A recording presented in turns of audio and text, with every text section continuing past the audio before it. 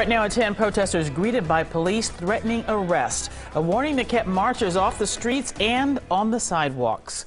For the second day in a row, protesters met in Red Arrow Park to support families who've lost loved ones to police and gun violence. Now, today was different since police warned they would arrest any protester who marched in the street. Corrine Zell was there for all of it. She joins us now live in the park with the story. Corrine?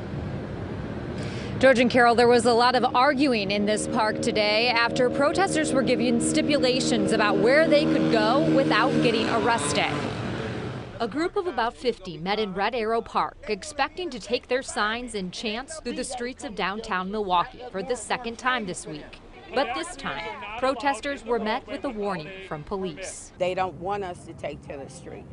They're threatening to actually arrest people. The Coalition for Justice was formed after Dontre Hamilton was shot and killed by police in this very park.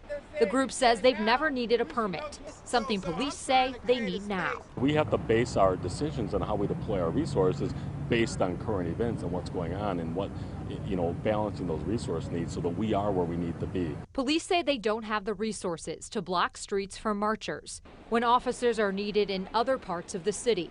They did offer to escort the group anywhere downtown if they stayed on the sidewalk. So you put us in a little cage to say this is where you can march at a time of day when nobody's really downtown anyway. It doesn't make any sense to us.